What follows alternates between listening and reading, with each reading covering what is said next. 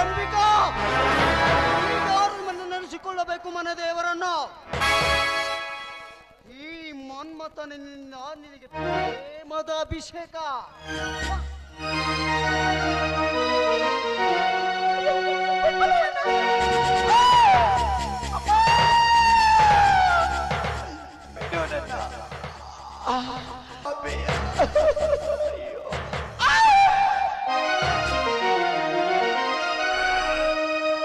ಬಲಿಯಾಯಿತು ಗಿಡುಗನ ಬಾಯಿಗೆ, ವಿಧಿ ಕೊನೆಗೇಳಿತು ತನ್ನ ದೈವಕ್ಕೆ. ಶರಣಾಯಿತು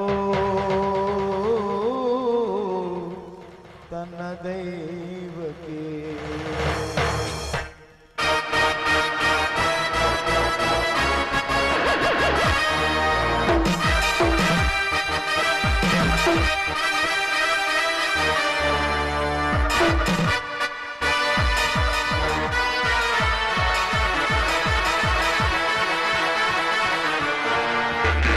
Get low when the whistle goes.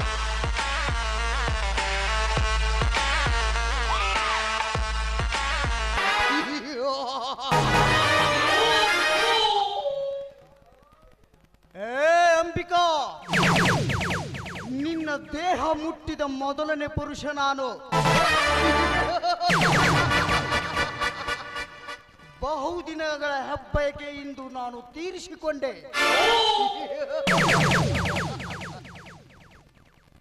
ನಿನ್ನ ಮದುವೆ ನಡೆಯುವುದು ಆರ್ವಿಂದರೊಂದಿಗೆ.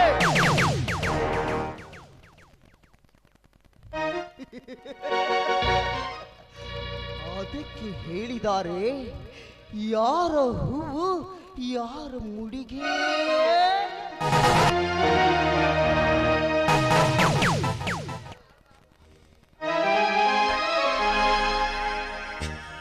ಯಾರ ಶಾಪಕ್ಕೆ ಬಲಿಯಾದಳು ಈ ಸತಿ,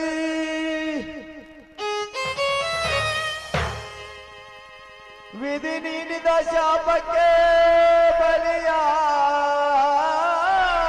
ಗೆಳತಿ.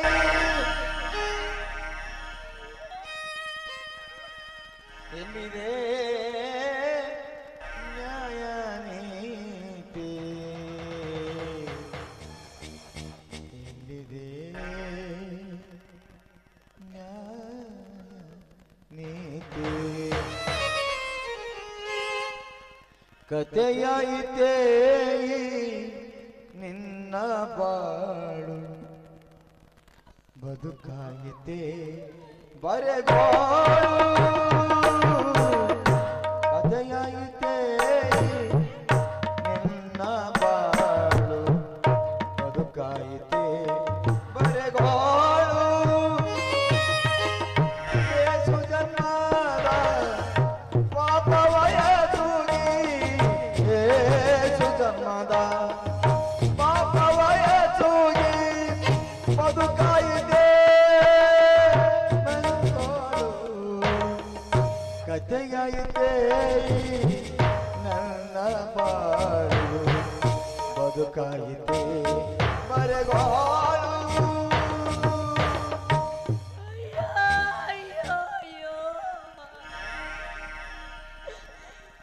ಸೃಷ್ಟಿಕರ್ತ ಬ್ರಹ್ಮನೇ, ಎಷ್ಟೊಂದು ವಿಚಿತ್ರವಾಗಿ ಸೃಷ್ಟಿಸಿಬಿಟ್ಟೆ.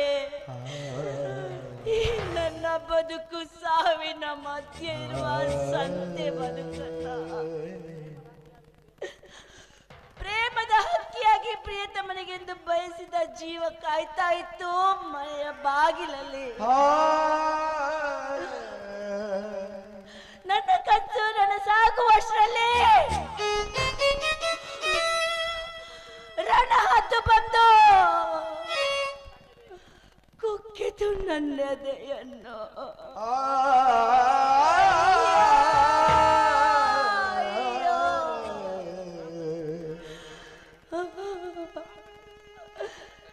ನಾ ಕಟ್ಟಿದ ಶೀಲದ ಸೇತುವೆ ನುಚ್ಚು ನೂರಾಗಿ ಹೋಯ್ತು.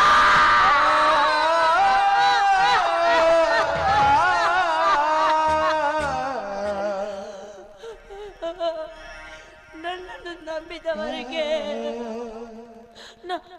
ಯಾವ ಭಾವಚಿತ್ರ ತೋರಿಸಲಿ, ಯಾವ ಭಾವಚಿತ್ರ ತೋರಿಸಲಿ? ಇಲ್ಲ ಇಲ್ಲ, ಅವರ ಕಣ್ಣಿಗೆ ನಾನು ಎಂದು ಕಾಣಿಸ್ಕೋಬಾರ್ದು. ಇಲ್ಲ, ಕಾಣಿಸ್ಕೋಬಾರ್ದು. ಅಂಬಿಕಾ, ನಾನು ಮಹಾಂತೇಶ್. ಅಂಬಿಕಾ, ಸ್ವರ್ಗ, ಸಿರಿ, ಸಂಪತ್ತು ಇವೆಲ್ಲ ಯಾವುದು ಬೇಡ ನನಗೆ. ನಿನ್ನ ಪವಿತ್ರ ಪ್ರೇಮ, ಶ್ರೀಮಂತಿಕೆಯ ಶೀಲ, ಸ್ವರ್ಗ ಸಮಾನತೆಯ ನಿನ್ನ ಸೌಂದರ್ಯ, ಶ್ರೀಗಂಧದಂತಹ ಪರಿಶುದ್ಧವಾದ ನಿನ್ನ ಗುಣ, ಇದರ ಮುಂದೆ ಆ ಸ್ವರ್ಗ ನನ್ನ ಕಣ್ಣಲ್ಲಿ ಕೀಳಾಗಿ ಕಾಣುತ್ತದೆ. ಅಂಬಿಕಾ, ಅಂಬು, ಈ ನಿನ್ನ ಸೌಂದರ್ಯದ ಮುಂದೆ ರಂಬೆ, ಊರ್ವಶಿ, ಮೇನಕೆ, ತೃಣಕ್ಕೆ ಸಮಾನ. ಆ ಬ್ರಹ್ಮ ಬಲು ಬುದ್ಧಿವಂತಿಕೆಯಿಂದ ನಿನ್ನನ್ನು ತಿದ್ದಿ ತೀಡಿ ಈ ಭೂಮಿಗೆ ಕಳಿಸಿದ್ದಾನೆ. ಅಂಬಿಕಾ, ಬಂಗಾರದ ಬಟ್ಟಲು ಹಿಡಿದುಕೊಂಡು ತಿರುಗಿದರೂ ನಿನ್ನಂತ ಗುಣವತಿ ಸಿಗುವುದು ಕಷ್ಟ. ಅಂಬಿಕಾ, ಅಂಬಿಕಾ, ನೀನು ಅಪ್ಪಟ ಚಿನ್ನ. ಚಿನ್ನ ಎಂದಾದರೂ ಅದರ ಬೆಲೆ ಕಳೆದುಕೊಳ್ಳಬಹುದೇ? ಚಿನ್ನ ವಾಸಿಸುವ ವಸತಿ ಗುಡಿಸಲಾದರೇನು, ಅರಮನೆ ಆದರೇನು, ಅದರ ಬೆಲೆ ಒಂದೇ. ನೀನು ಬಂಗಾರದ ಗಿಳಿ ಎಂದು ನನ್ನ ಹೃದಯದಲ್ಲಿ ಭದ್ರವಾಗಿ ಇಟ್ಟುಕೊಂಡಿದ್ದೇನೆ. ಅಂಬಿಕಾ, ನನ್ನ ಹೃದಯದಲ್ಲಿ ಭದ್ರವಾಗಿ ಇಟ್ಟುಕೊಂಡಿದ್ದೇನೆ. ಅಯ್ಯೋ ಅಯ್ಯೋ ಅಯ್ಯೋ, ಇಲ್ಲ ಅರವಿಂದ, ಇಲ್ಲ. ನೀನು ಅಂದುಕೊಂಡಿರುವ ಅಂಬಿಕಾ ನಾನಲ್ಲ ರವಿ.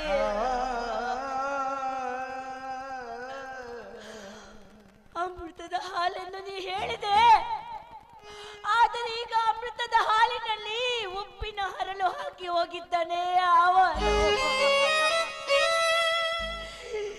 ಈಗ ಈ ಉಪ್ಪಿನಂಶ ಕೂಡಿದ ಅಮೃತದ ಹಾಲು ವಿಷವಾಗಿದೆ.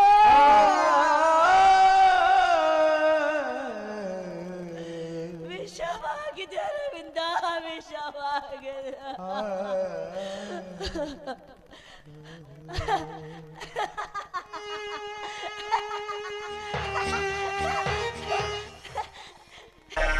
ಮದುಮಗಳಾಗಿ ನಾನು ನಾಳೆ ಮದುವೆ ಮಂಟಪದಲ್ಲಿ ಕೂರ್ಬೇಕಾಗಿತ್ತು. ಆದ್ರೆ ಈಗ ನಾಯಿ ಮುಟ್ಟಿದ ಮಡಕೆಯಾಗಿ ನಿನ್ನ ಕಣ್ಣ ಮುಂದೆ ಹೇಗೆ ಬರಲಿ ಅರವಿಂದ, ಹೇಗೆ ಇಲ್ಲ ಇಲ್ಲ ಇಲ್ಲ, ಈ ಜೀವ ಬದುಕಬಾರ್ದು, ಈ ಜೀವ ಬದುಕಬಾರ್ದು. ಇಲ್ಲ,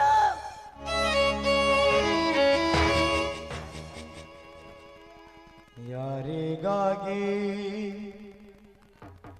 ಬಾಳುವೆ ನೀನು, ಏತಕ್ಕಾಗಿ ಬದುಕುವೆ ನೀನು, ಯಾರಿಗಾಗಿ ಬಾಳುವೆ ನೀನು, ಏತಕ್ಕಾಗಿ ಬದುಕುವೆ ನೀನು, ನನಸಲ್ಲ ನನಸಾಗಿ ಇಲ್ಲೇ ಹೋಯಿತು, ಬಾಳು ಗೋಳಾಯಿತು, ಯಾರಿಗಾಗಿ ಬಾಳುವೆ ನೀನು, ಏತಕ್ಕಾಗಿ. ಇವತ್ತು ನನ್ನ ಮಗಳ ಮದುವೆ ನನಗೆ ಬಹಳ ಸಂತೋಷದ ವಿಷಯ. ಮಗಳ ಮದುವೆ ಒಂದು ಮಾಡಿ ಮುಗಿಸಿದರೆ ನನ್ನ ಮನದಾಶೆ ಮುಗಿಯುತ್ತದೆ. ಅಂಬಿಕಾ, ಅಂಬಿಕಾ, ಏನು ಮಾಡ್ತಿರ್ಬೇಕು ಒಳಗಡೆ? ಅಂಬಿಕಾ, ಬಾರಮ್ಮ ಹೊರಗಡೆ.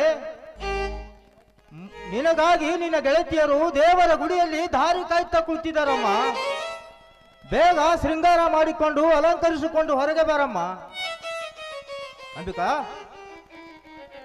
ಅಂಬಿಕಾ, ಛೇ, ಈ ಹುಚ್ಚು ಹುಡುಗಿ ಎಷ್ಟೊಂದು ಅಲಂಕಾರ ಮಾಡಿಕೊಳ್ಳುತ್ತಿರ್ಬೇಕು. ಅಂಬಿಕಾ, ಮಗು ಅಂಬಿಕಾ,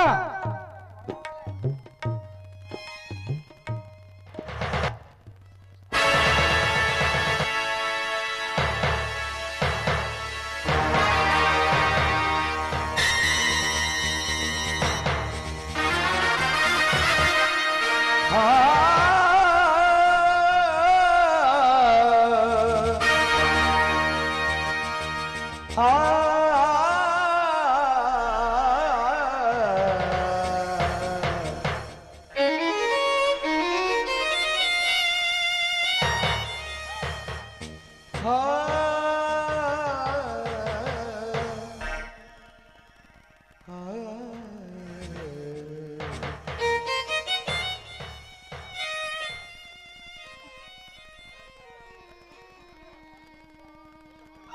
ಅಂಬಿಕಾ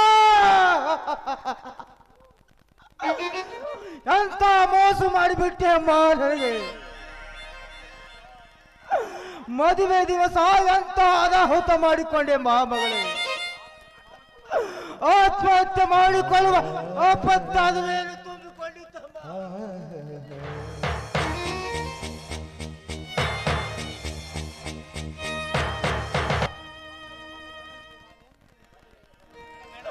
ಅಂಬಿಕಾ, ಮದುವೆಗೆ ಬಂದ ಜನರಿಗೆ ನಾನೇನೆಂದು ಉತ್ತರ ಕೊಡಲಮ್ಮ.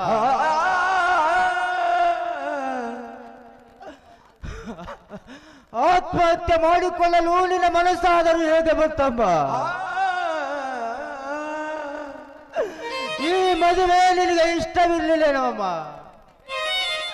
ನೀ ಮೆಚ್ಚಿದ ನಿಮ್ಮ ಮಾವನೊಂದಿಗೆ ನೀನು ಮದುವೆ ಮಾಡಿಕೊಳ್ಳಲು ಇಷ್ಟವಿರಲಿಲ್ಲಮ್ಮ.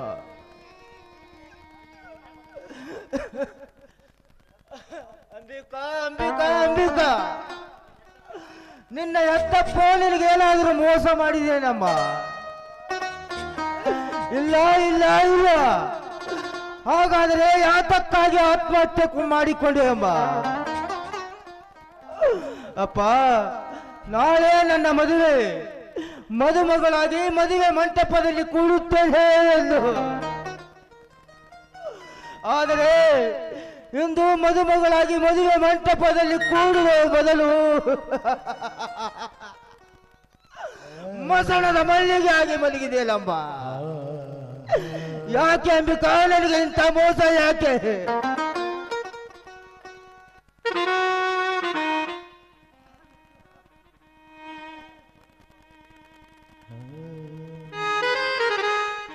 ಮನದಲ್ಲಿ ಆಸೆಯು ಬೇರೆ, ಬದುಕಲ್ಲಿ ನಡೆಯುವುದು ಬೇರೆ. ವಿಧಿ ಬರೆದ ಕವಿತೆಯು ಬೇರೆ, ಆ ಕವಿತೆಯ ನಾದ ಬೇರೆ. ವಿಧಿ ಬರೆದ ಕವಿತೆಯು ಬೇರೆ, ಆ ಕವಿತೆಯ ನಾದ ಬೇರೆ. ಮನದಲ್ಲಿ ಆಸೆಯು ಬೇರೆ, ಬದುಕಲ್ಲಿ ನಡೆಯುವುದು ಬೇರೆ.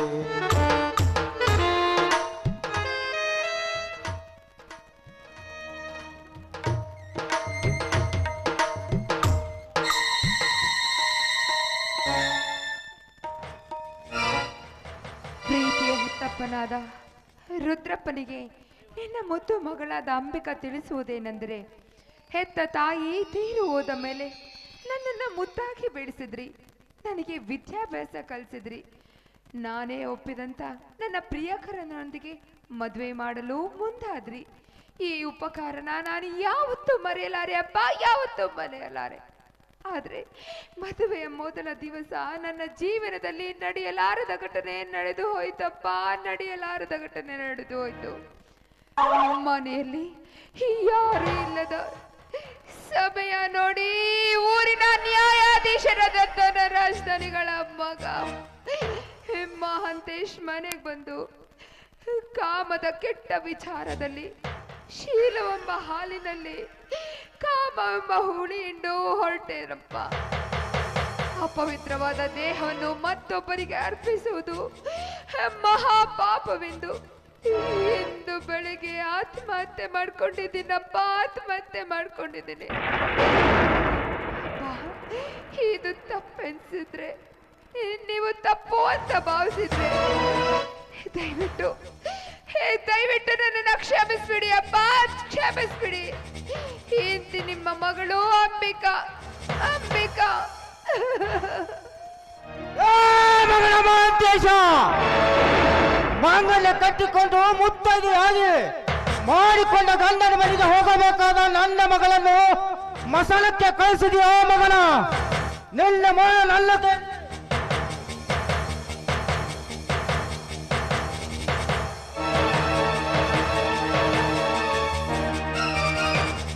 ಲೇ ಮಗನ ಮಾಂತ್ಯ, ನೀನು ನಿನ್ನ ತಾಯಿ ಗರ್ಭದ ಅಡಗಿದರು ಸರಿ, ನಿನ್ನನ್ನು ಹೊರಗೆ ಎಳೆದು ನಿನ್ನ ರುಂಡವನ್ನು ಚೆಂಡಾಡಲು ಬಿಡಲಾರನು ಈ ರುದ್ರ.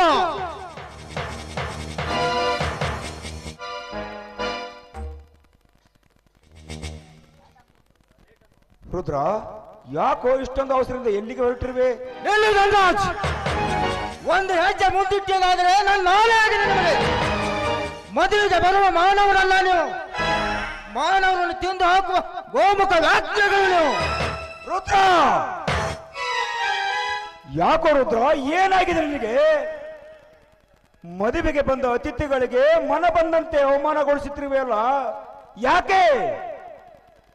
ನಮ್ಮನ್ನು ಕಂಡರೆ ಹೆದರಿ ನಡುಗುತ್ತಿದ್ದ ನೀನು ಇಂಥವನ ಮಗಳ ಮದುವೆಗೆ ಬಂದವರಿಗೆ ಬಾಯಿಗೆ ಬಂದಂತೆ ಅವಮಾನಗೊಳಿಸುತ್ತಿರುವೆಯಲ್ಲ, ಯಾಕೆ? ಹುಚ್ಚಿಡಿದೆ ನನಗೆ. ಎತ್ತರ 700 ಮನೆಯಲ್ಲಿ ಹುಚ್ಚುಚ್ಚನಾಗಿ ದುಡಿದಿದ್ದನ ಕಿತ್ತು ತಾಳಲಾರದೆ ಹುಚ್ಚನಾಗಿದ್ದೇನೆ. ಅಂದ್ರೆ ಏನ್ ಹೇಳ್ತಾ ಇದ್ಯೋ, ಏನ್ ಮಾತಾಡ್ತಾ ಇದ್ಯಾ ರುದ್ರ?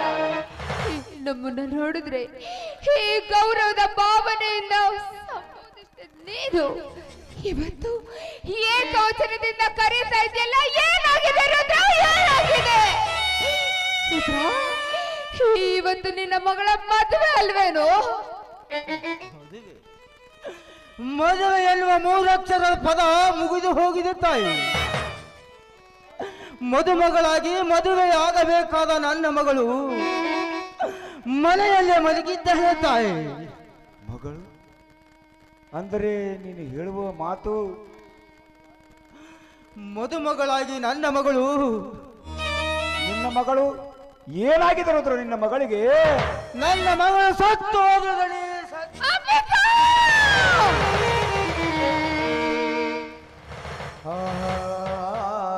ರುದ್ರ, ರುದ್ರ, ಈ ಮಾತು ಸತ್ಯನಾ ರುದ್ರ? ಸತ್ಯದಡಿ ಸತ್ಯ. ಸತ್ತು ಸುಂದರವಾಗಿ ಮಲಗಿದ್ದಾಳೆ ಅಲ್ಲಿ ನೋಡಿ.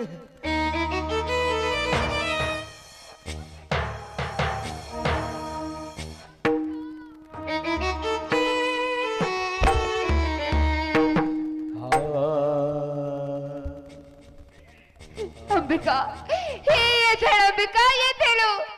ಹೇ ಮಾತಾಡು ಅಂಬಿಕಾ, ಮಾತಾಡು, ಮಾತಾಡು.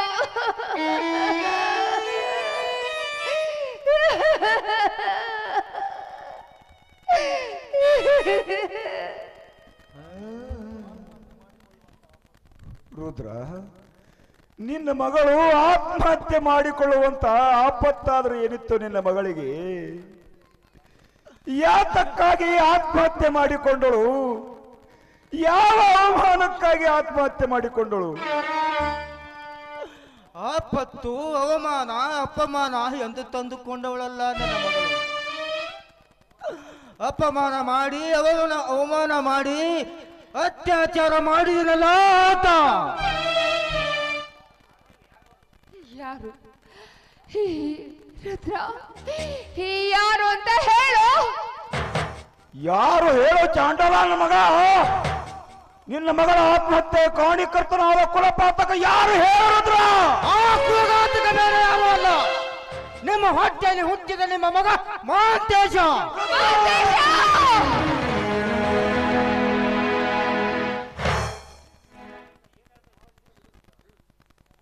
ರುದ್ರ, ನೀನು ಏನು ಹೇಳ್ತಾ ಇದ್ದೀಯ ರುದ್ರ? ರುದ್ರ, ನನ್ನ ಮಗ ಮಹಾಂತೇಶ ಇಂಥ ಕೃತಿಗೈದಾನೆ, ಇಂಥ ಕೃತಿಗೈದಾನೆ. ಹೌದು ಹೌದು ಹೌದು, ನಿಮ್ಮ ಮಗ ಮಾಡಿದ ದುರಂತವಿದು.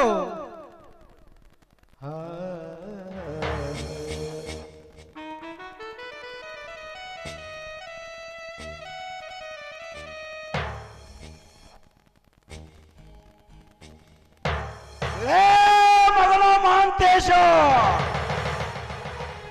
ಮಠದಲ್ಲಿ ಸಾಕಿದ ಗಿಣಿ ಎಂದು ನಾನು ತಿಳಿದುಕೊಂಡಿದ್ದೆ.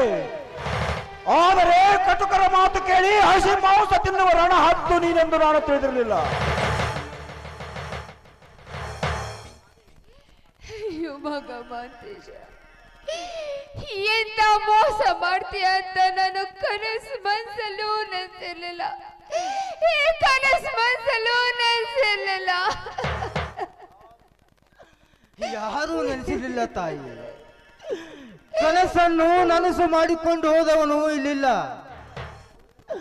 ಈಗ ಉಳಿದುಕೊಂಡವರು ನಾವು 3 ಜನ ಮಾತ್ರ. ಈ ಸುಂದರವಾದ ಸನ್ನಿವೇಶ ನೋಡಿಕೊಂಡು ನಿಮ್ಮ ಮನಸ್ಸಿಗೆ ಸಂತೋಷ ಪಡಿಸಿಕೊಳ್ಳಿ. ಯಾಕೆಂದರೆ ಇಂತಹ ಸುಂದರವಾದ ಸಮಯ ನಿಮಗೆ ಮತ್ತೆ ಎಂದೂ ಸಿಗಲಾರದು.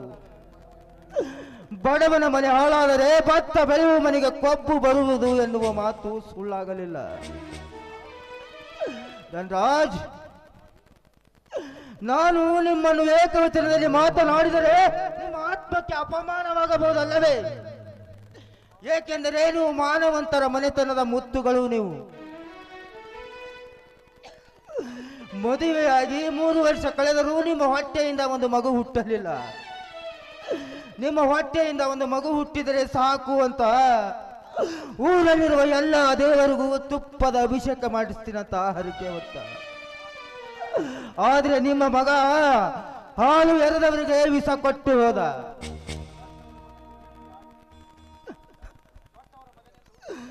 ದೊಡ್ಡವರ ಮಗನೆಂದು ಎತ್ತಿ ಆಡಿಸಿದೆ. ಆದರೆ ಕೊನೆಗೊಂದು ದಿನ ನಿಮ್ಮ ಮಗ ನನ್ನ ಎದೆಗೆ ಒದ್ದು ಹೋದ.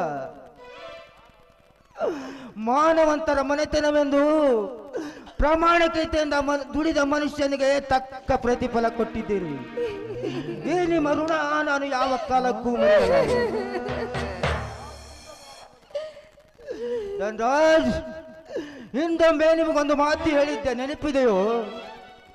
ದುಡಿಯುವರ ಮನೆಯಲ್ಲಿ ಆಳು ಮಗ ಎಂದು ಯಜಮಾನ ಆಗಲಾರನೆಂದು. ಯಜಮಾನ ಯಜಮಾನೇ ಆಗ್ತಾನೆ, ಆಳು ಮಗ ಆಳು ಮಗನೇ ಆಗ್ತಾನೆ.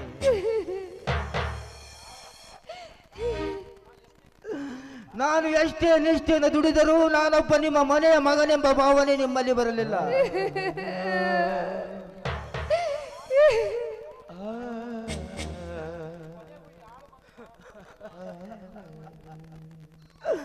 ಕೊನೆಗೂ ಆಳು ಮಗನನ್ನು ಹಾಳು ಮಾಡಿಬಿಟ್ರಿ. ಧನರಾಜ್, ನಿಮ್ಮಂಥವರಿಗೆ ನಾನು ಏನೆಂದು ಕರೆಯಬೇಕು? ನಂಬಿದವರ ಕುತ್ತಿಗೆಯನ್ನು ಕತ್ತರಿಸುವ ತಾಯಿಗಂತ ಕರೆಯಬೇಕಾ ನಿಮ್ಮನ್ನು?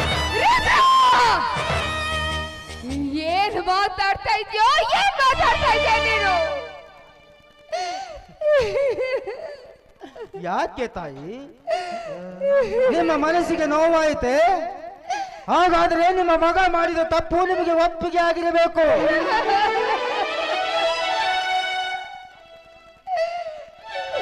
ಯಾಕಂದರೆ ನನ್ನ ಹೆಂಡತಿ ಹೊಟ್ಟೆಯಿಂದ ಒಂದು ಹೆಣ್ಣು ಹುಟ್ಟಲಿ ಎಂದು ನೀವು ಬೇಡಿಕೊಂಡಿದ್ದೀರಿ. ಮಗಳು ಹುಟ್ಟಿ ದೊಡ್ಡವಳಾಗಿ ನಿಮ್ಮ ಮನೆಗೆ ಬಂದಾಗ ಚಿನ್ನದ ಸರ ಹಾಕಿ ಕಳಿಸಿದ್ರಿ. ಯಾಕೆ ಗೊತ್ತಾ? ನಿಮ್ಮ ಮನೆ ಮುರುಕ ಮಗನಿಂದ ನನ್ನ ಮಗಳ ಮಾನ ಕಳೆಯುವುದಕ್ಕಾಗಿ ನೀವು ಕೊಟ್ಟ ಕಾಣಿಕೆನೇ ಇರಬೇಕು. ಇವತ್ತು ಆ ಉಪಕಾರ ನಿಮ್ಮ ಮಗನಿಂದ ತೀರಿಸ್ಕೊಂಡು ಬಿಟ್ರಿ. ಮಾತನಾಡಿದ ರಾಜ್, ಯಾಕೆ ಮೌನವಾಗಿ ನಿಂತಿದ್ದೀರಿ? ಮಾತನಾಡುವ ನಾಲಿಗೆ ಬಿದ್ದು ಹೋಯಿತೆ ಅಥವಾ ಧೈರ್ಯ ಹೆದರಿಕೊಂಡಿತ್ತೆ? ಅಥವಾ ಮಾತನಾಡುವ ಧೈರ್ಯ ನಿಮ್ಮಲ್ಲಿಲ್ಲವೇ? ಧನರಾಜ್, ನೀವು ಸುತ್ತ 40 ಹಳ್ಳಿಗೆ ನ್ಯಾಯ ಹೇಳುವ ನ್ಯಾಯವಂತರು, ನೀತಿವಂತರು, ಮಾನವಂತರು. ಆದರೆ ಮಾನವಂತರ ಮನೆಯ ಅಂಗಳದಲ್ಲಿ ಹಾವೊಂದು ಹುತ್ತು ಮಾಡಿದ್ದು ನಿಮಗೆ ಗೊತ್ತಾಗಲಿಲ್ಲ. 10 ಜನರಿಗೆ ನೀವು ಅಮೃತವನ್ನು ಉಣಿಸಿ ಕಳಿಸಿದರೆ ನಿಮ್ಮ ಮನೆಯ ಹುತ್ತಲ್ಲಿರುವ ಹಾವು ನಂಬಿದರೆ ವಿಷ ಕುಳಿತಿದೆ ಎಂಬುದು ನಿಮಗೆ ಹತ್ತವರಾಗಿ ಅರಿತುಕೊಂಡಿಲ್ಲ. 10 ಜನರಿಗೆ ಬಟ್ಟು ಮಾಡು ತೋರಿಸುವ ನಿಮ್ಮ ಅನ್ನದ ತಟ್ಟಿಯಲ್ಲಿ ಸತ್ತ ಬಿದ್ದ ಹಂದಿಯನ್ನೇ ಮರ್ತಿದ್ದೀರಿ. ಇದು ಮಾನವಂತರ ಮನೆತನ ಅಲ್ಲ ಅಲ್ಲ ಅಲ್ಲ. ಇದು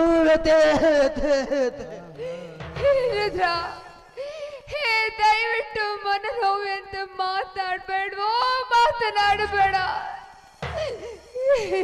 ಮಹಾದೇವಿ, ದಯವಿಟ್ಟು ನೀನು ಮೌನ ತಾಳು ನಿಲ್ಲು ಮಹಾದೇವಿ. ಮಧ್ಯದಲ್ಲಿ ಮಾತನಾಡಬೇಡ. ಮಾತನಾಡು ರುದ್ರ, ಮಾತನಾಡು. ನಿನಗೆ ಏನು ಮಾತನಾಡಬೇಕಾಗಿದೆ ಮಾತನಾಡು ರುದ್ರ. ಇದಕ್ಕೆ ನನ್ನ ಅಭ್ಯಂತರವೇನೂ ಇಲ್ಲ. ಏಕೆಂದರೆ ಮನನೊಂದು ಮಾತನಾಡುವವರ ಮುಂದೆ ಮರಳಿ ಮಾತನಾಡುವುದು ಮಹಾ ತಪ್ಪಾಗುತ್ತದೆ ರುದ್ರ. ಮಕ್ಕಳನ್ನು ಕಳೆದುಕೊಂಡವರ ನೋವು ಹೆತ್ತ ಕರುಳಿಗೆ ಗೊತ್ತಾಗುತ್ತದೆ, ಕುಂತು ನೋಡುವವರಿಗೆ ಅದು ತಿಳಿಯಲಾರದು. ರುದ್ರ, ಈಗ ನಿನ್ನ ಮಗಳು ಸತ್ತಿಲ್ಲ ರುದ್ರ, ನನ್ನ ಮಗಳು ಸತ್ತಿದ್ದಾಳೆ. ಮದುವೆ ನಿಂತಿದ್ದು ನಿನ್ನ ಮಗಳ ಮದುವೆ ಅಲ್ಲ ರುದ್ರ, ನನ್ನ ಮಗಳ ಮದುವೆ ನಿಂತಿದೆ. ಮಗ ಮಾಡಿದ ತಪ್ಪನ್ನು ಮೆಚ್ಚಿಕೊಳ್ಳುವಂತ ಮೂರ್ಖ ನಾನಲ್ಲ ರುದ್ರ. ತಪ್ಪು ಯಾರೇ ಮಾಡಲಿ ತಪ್ಪು ತಪ್ಪೇ. ತಪ್ಪು ಮಾಡಿದವರು ಎಂತ ದೊಡ್ಡವರೇ ಆದರೂ ಅವರು ಸಣ್ಣವರೇ ಆಗುತ್ತಾರೆ. ನೋಡು ರುದ್ರ, ಈಗ ನೀನು ಬರೀ ನಮಗೆ ಮಾತಿನ ಪೆಟ್ಟಿನಿಂದ ಹೊಡೆಯುವುದಷ್ಟೇ ಅಲ್ಲ ರುದ್ರ, ನಿನ್ನ ಕಾಲಲ್ಲಿರುವ ಕೆರವಿನಿಂದ ಹೊಡೆದರೂ ನಾವು ಒಪ್ಪಿಕೊಳ್ಳುತ್ತೇವೆ. ಯಾಕೆಂದ್ರೆ ತಪ್ಪು ಮಾಡುವ ಮಕ್ಕಳನ್ನು ಹೆತ್ತಿದ್ದು ಈ ಹಡೆದವರ ಕರ್ಮ. ಕರ್ಮ ಕಳೆದುಕೊಳ್ಳುವುದು ಈ ಹಡೆದವರ ಧರ್ಮ. ಅಂದಾಗ ನೀನು ಮಾತನಾಡುವರಲ್ಲಿ ತಪ್ಪಿಲ್ಲ ರುದ್ರ. ನಿನ್ನ ಮಾತಿನಿಂದ ನಾವು ಸಿಟ್ಟಾಗಬಾರದು. ಆದರೆ ಇಷ್ಟೇ ರುದ್ರ, ನೀನು ಕಳೆದುಕೊಂಡ ಮಾನ ಮಗಳು ಮತ್ತೆ ಮರಳಿ ಬರಲಾರವು. ಅದಕ್ಕಾಗಿ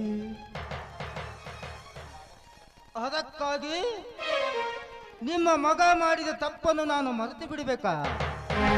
ಚೇಚೆ, ಮರೆತು ಬಿಡು ಅಂತ ಹೇಳಲು ನಾನೇನು ಹುಚ್ಚನಲ್ಲ ರುದ್ರ. ಎಚ್ಚರ ತಪ್ಪಿ ನನ್ನ ಮಗ ಮಾಡಿದ ತಪ್ಪಿಗೆ ಶಿಕ್ಷೆ ಕೊಡಲು ನನಗೆ ಬಿಟ್ಟು ಕೊಡು. ಅದು ನಿನ್ನ ಕೈಯಿಂದ ಮಾತ್ರ ಆಗಬಾರದು.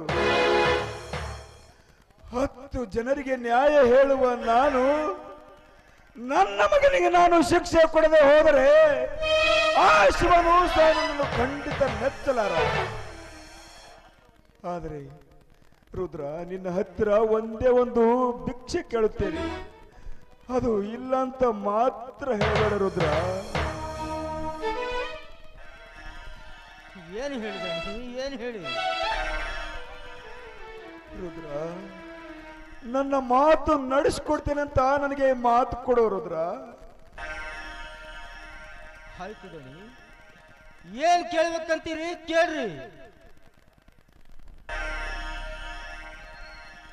ರುದ್ರ, ಸುತ್ತ 40 ಹಳ್ಳಿ ಜನರ ಮನೆತನದಲ್ಲಿ ನಮ್ಮ ಮನೆತನ ನ್ಯಾಯವಂತರ ಮನೆತನ, ಮಾನವಂತರ ಮನೆತನ. ಇಂಥ ಮನೆತನದಲ್ಲಿ ಹುಟ್ಟಿದ ನನ್ನ ಮಗ ಇಂಥ ಕೀಳು ಕೆಲಸ ಮಾಡುತ್ತೆ ಅನ್ನೋದು ಮಂದಿಗೆ ಗೊತ್ತಾದರೆ ನಮ್ಮ ಮನೆತನದ ಮಾನ ಮಣ್ಣು ಪಾಲಾಗಿ ಹೋಗುತ್ತದೆ ರುದ್ರ. ನಾವು 10 ಜನರ ಮಧ್ಯದಲ್ಲಿ ನಿಂತರೂ ಸತ್ತಂತೆ. ಅದಕ್ಕಾಗಿ ನಾನೇನು ಮಾಡಬೇಕು ಹೇಳಿ? ಯಾವ ಕಾಲಕ್ಕೂ ಯಾರ ಮುಂದೆಯೂ ನಿನ್ನ ಮಗಳ ಸಾವಿಗೆ ನನ್ನ ಮಗನೇ ಕಾರಣ ಅಂತ ಹೇಳಬಾರದು. ಇದು ಆತ್ಮಹತ್ಯೆ ಅಲ್ಲ, ಆಕಸ್ಮಿಕ ಸಾವು ಎಂದು ಮುಚ್ಚಿ ಹಾಕಬೇಕು.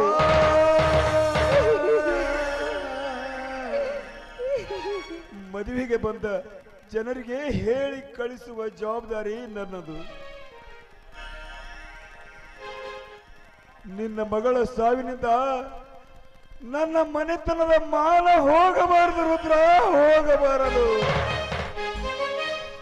ನನ್ನ ಮನೆತನದ ಮಾನ ಉಳಿಸಿಕೊಡುವಂತ ನಿನಗೆ ನಾನು ಕೈ ಮುಗಿದು ಕೇಳುತ್ತೇನೆ. ಇಷ್ಟಕ್ಕೂ ನಿನಗೆ ಕರುಣೆ ಬಾರದೆ ಹೋದರೆ ನಿನ್ನ ಕಾಲು ಹಿಡಿದು ಬೇಡಿಕೊಂಡು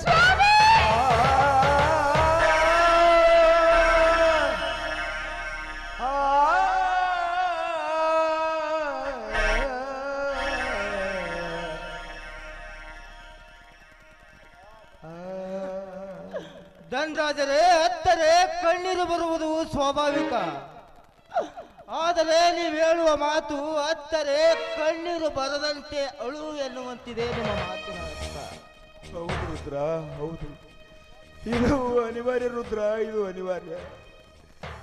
ಏನು ಮಾಡುವುದು ಹೇಳು ರುದ್ರ? ಕೈ ಸುಟ್ಟ ದೀಪದ ಕೋಪಕ್ಕೆ ಪಣತಿಯನ್ನು ಹೊಡೆಯಬಾರದು. ಹೌದು ರುದ್ರ, ಹೌದು. ಹೇ ಮಗ ಮಾಡಿದ ತಪ್ಪಿಗೆ ಹೇ ಮನತನದ ಗೌರವವನ್ನು ತೆಗಿಬೇಡವೋ. ಹೇ ನನ್ನ ಕೈ ಮುಗಿದು ಬೇಡ್ಕೊಳ್ತಾ ಇದ್ದೀನಿ. ಈ ಮನೆಯಲ್ಲಿ ನೀನು ಹಾಡಿ ಬೆಳೆದವನು. ಇದೊಂದು ಬಾರವರು ಅಂತ ನಿನ್ನ ಕೈ ಮುಗಿದು ಬೇಡ್ಕೊಳ್ತಾ ಇದ್ದೀವಿ ರುದ್ರ. ಇದೊಂದು ಬಾರವರು. ಮಹಾದೇವಿ, ನಮ್ಮ ಮನೆತನಕ್ಕೆ ರುದ್ರ ಇಟ್ಟ ಅಭಿಮಾನ ನಿನ್ನ ಮಗ ಇಡ್ಲಿಲ್ಲ ಮಹಾದೇವಿ. ಆ ಅಭಿಮಾನ ಮೊದಲು ನೀನು ಗೊತ್ತು ಮಾಡಿಕೊ. ರುದ್ರ, ನಿನ್ನ ಮಗಳ ಶವ ಸಂಸ್ಕಾರಕ್ಕೆ ವ್ಯವಸ್ಥೆ ಮಾಡಿಕೊ. ನಾನು ಮದುವೆಗೆ ಬಂದ ಜನರಿಗೆ ಹೇಳಿ ಕಳಿಸುತ್ತೇನೆ. ನಿಲ್ಲು ಧನರಾಜ್. ನಿಮ್ಮ ಮನೆಯ ಅನ್ನ ಉಂಡ ಋಣಕ್ಕಾಗಿ ನಿಮ್ಮ ಮಾತನ್ನು ನಾನು ನಡೆಸಿಕೊಡುತ್ತೇನೆ. ಆದರೆ ನಿಮ್ಮ ಮಗ ಮಾಡಿದ ತಪ್ಪಿಗೆ ನೀವು ಶಿಕ್ಷೆ ಕೊಡದೆ ಹೋದರೆ? ನೋಡು ರುದ್ರ, ನಾನು ಮಾನವಂತರ ಮನೆತನದಲ್ಲಿ ಹುಟ್ಟಿದವನು. ಮುಂದೆ ನೀನೇ ಕಾದು ನೋಡು ರುದ್ರ, ಕಾದು ನೋಡು. ನೋಡಿ, ನಿಮ್ಮಿಬ್ರಿಗೂ ಕೈ ಮುಗಿದು ಬೇಡ್ಕೊಳ್ತೇನೆ. ಈ ಮಗ ಮಾಡಿದ ತಪ್ಪಿಗೆ ನೀವಿಬ್ರು ಕೆಟ್ಟ ವಿಚಾರ ಮಾಡಬೇಡಿ. ಬೇಕಾದ್ರೆ ಅವನು ನಮ್ಮ ಮನೆಯಿಂದ ಹೊರಗಡೆ ತೋಡಿದ್ರಾಯ್ತು. ನೋಡಿ, ಇದರಿಂದ ತಪ್ಪಿಸ್ಕೊಳ್ಳೋದಿಕ್ಕೆ ಅದೆಷ್ಟು ಹಣ ಖರ್ಚಾದ್ರೂ ಚಿಂತೆ ಇಲ್ಲ, ಅದೆಷ್ಟು ಹಣ ಖರ್ಚಾದ್ರೂ ಚಿಂತೆ ಇಲ್ಲ. ಮಹಾದೇವಿ, ಇದು ನಿನಗೆ ಗೊತ್ತಾಗಲ್ಲ ವಿಷಯ. ಮೊದಲು ನೀನು ಮುಂದೆ ಸಾಗು ಮಹಾದೇವಿ, ಮುಂದೆ ಸಾಗು. ಸ್ವಾಮಿ, ಕಣ್ಣಿಗೆ ಕಾಣದ ನಾಟಕಕಾರ ನಿನಗೆ ನನ್ನ ನಮಸ್ಕಾರ. ಕಣ್ಣಿಗೆ ಕಾಣದ ನಾಟಕಕಾರ ನಿನಗೆ ನನ್ನ ನಮಸ್ಕಾರ. ಪಾತ್ರಗಳಲ್ಲಿ ತಿರುವುಗಳೇ ನೀಗೋ, ಪಾತ್ರಗಳಲ್ಲಿ ತಿರುವುಗಳೇ ನೀಗೋ, ಪಲ್ಲವ ನೀನೇ ಸೂತ್ರಧಾರ.